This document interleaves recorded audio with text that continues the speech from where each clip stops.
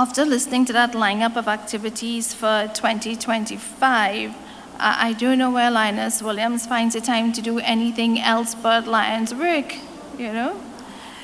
Congratulations on that. That's a huge effort that you all are putting out there. And Linus Deidre, that vision program, I'm actually a beneficiary of that program. My first pair of glasses was as a result of a test conducted by Lions Club in Davie. Yeah. So thank you all for the great work.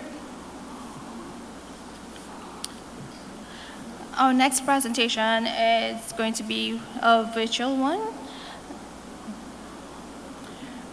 Her Excellency Ameenah Gurib-Fakim. Ameenah Gurib-Fakim, PhD, has served as the 6th and first female president of the Republic of Mauritius, 2015 to 2018. Prior to that, she has been the managing director of the Centre International de Développement Pharmaceutique, CIDP, Research and Innovation, as well as professor of organic chemistry with an endowed chair at the University of Mauritius. She has been admitted to the Order of the Chevalier de l'Ordre des Palmes Academics by the Government of France in 2010 and is a recipient of 7 honorary doctorates, DSCs.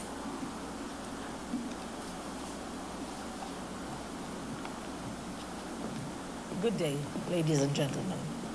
It is a privilege to be addressing this important conference. I acknowledge that this initiative is driven by Dr. Abnash Bain and CEO of Ishkama. I thank her for associating me with this initiative. Ladies and gentlemen, I'm framing this invitation as an opportunity to address how all of the world leaders must empower women, not just the world's women leaders empowering other women. There is an increasing awareness and broad understanding on the most fundamental requirements to create prosperity across the world. We must bring to bear the energy, talent, intelligence, creativity of all our people to build our best possible future.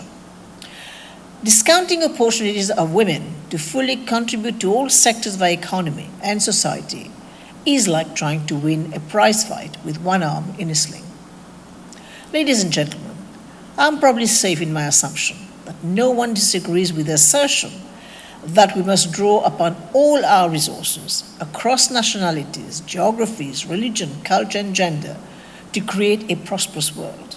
So if we all agree, why aren't we seeing corresponding practices and results? This is not a national or regional problem. This is a global problem.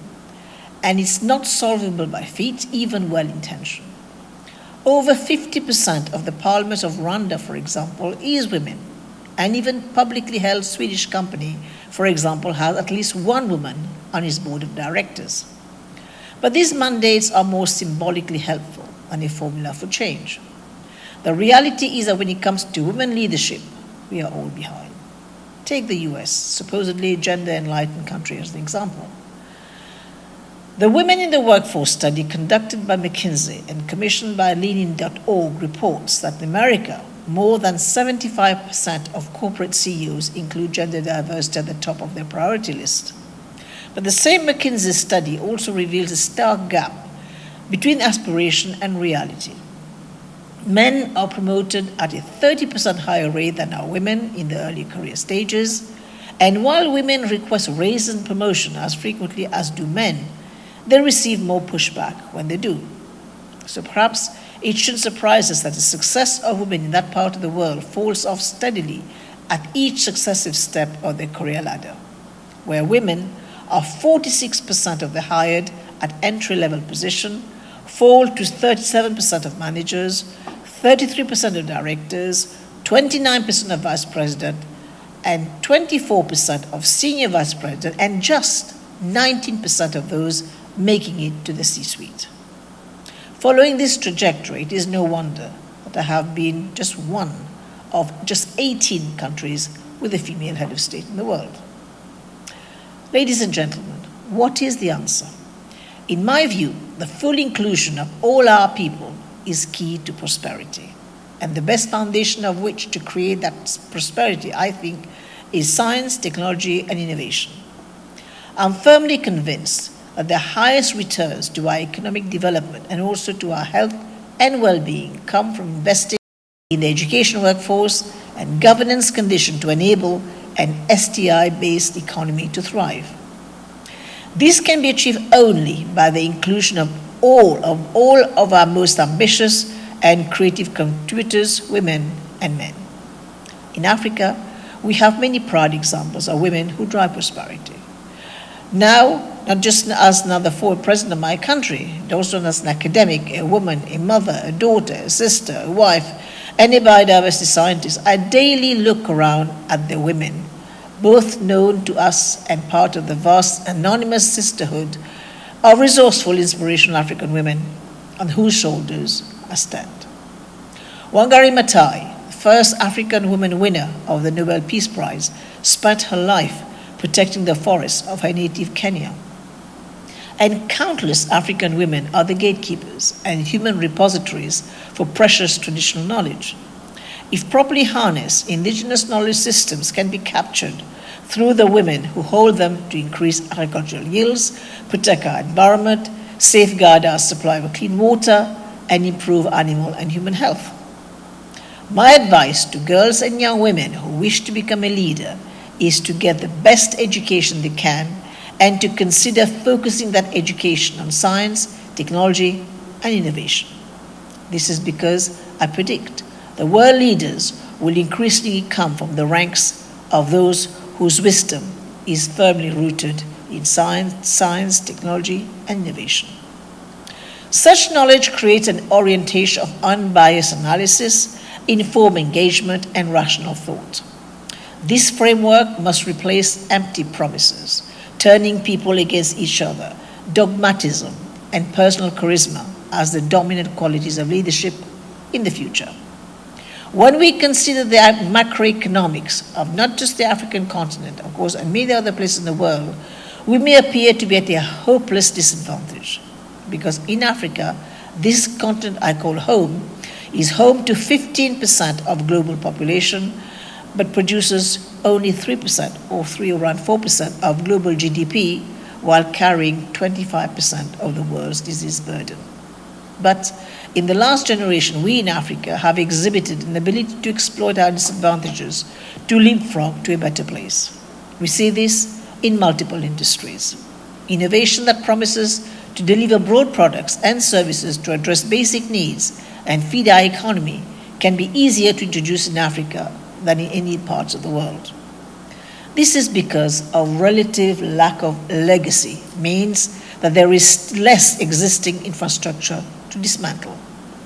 So, for example, Kenya is the global leader in mobile money transfer, mobile-based money transfer through its product M-Pesa.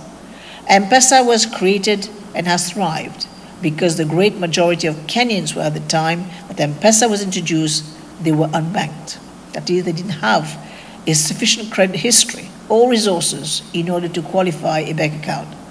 So big banks didn't have much incentive to resist the creation of a grassroots mobile money service. Similarly, M-Copper, another successful East African technology-based company, is able to provide dwelling-level, sustainable energy solutions because the majority of people in this market don't have access to utility line because utility companies didn't see a lucrative market in building them. Ladies and gentlemen, science, technology, and innovation have the power to disrupt and shift trajectories as STI increasingly influence all aspects of life today, not just careers directly in the sciences. STI solutions are required to grow business and social enterprise, improve health outcomes, including the sexual and reproductive health that is so important to enable women and girls to determine their own destinies, provide clean energy, manage the environment, and develop infrastructure.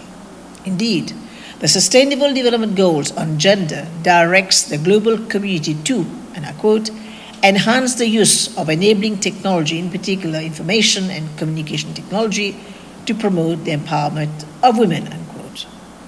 Just as was documented in the United States, where there's a loss of women with each step up the corporate ladder, there are parallel challenges in other parts of the world for girls and young women to move up the science, technology, education, and math educational ladder. The number of girls and women in STEM declined steadily on the arc from secondary school to university, laboratories, teaching, policymaking, and leadership. In the STEM realm, as with anything, there is good news, but there is also bad news.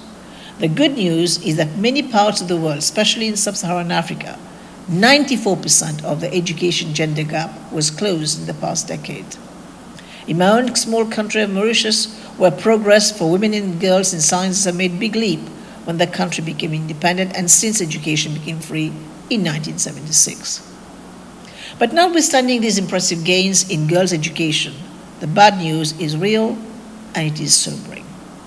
UNESCO consistently reports on evidence that gender gaps in education still persist. This is evident in the fact that 16 million girls between the ages of 6 and 11 worldwide will, tragically, never start school, compared to 8 million boys thus deprived.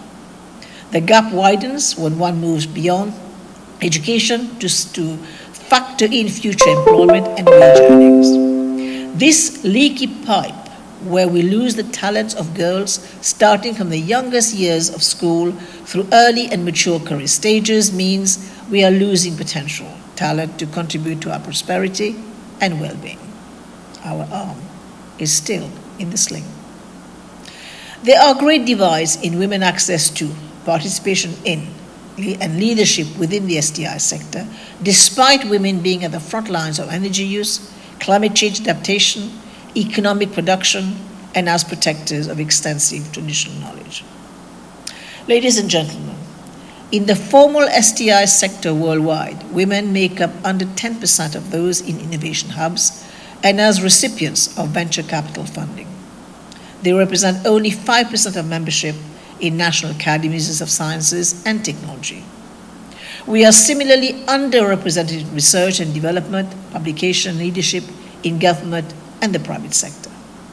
We must urgently address the disassociation between the interest and ability of women to provide brain power and their inclusion in the formal power structure.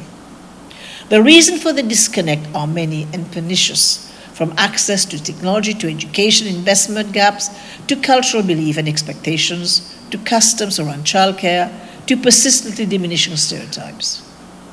Globally, girls demonstrate no less interest in science and math education in primary schools than do boys, but they start to select themselves out of STEM courses in early secondary school. Societal attitude and bias hinder girls' self-confidence and ambition, with science and technology often considered male domain, a sad causality. Governments must also be held accountable.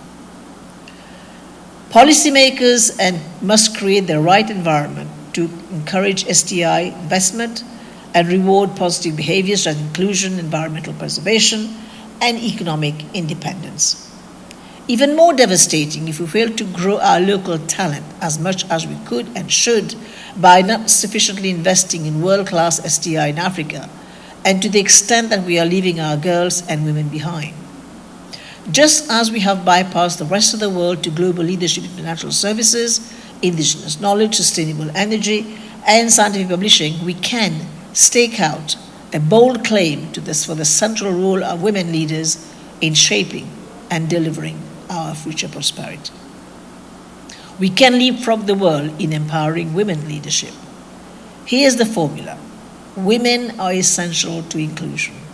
Inclusion is the key to STI, and STI is the path to leadership.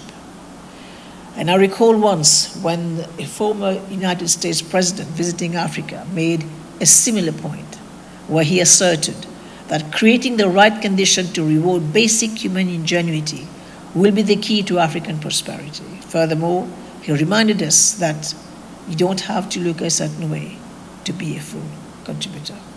I thank you for your attention.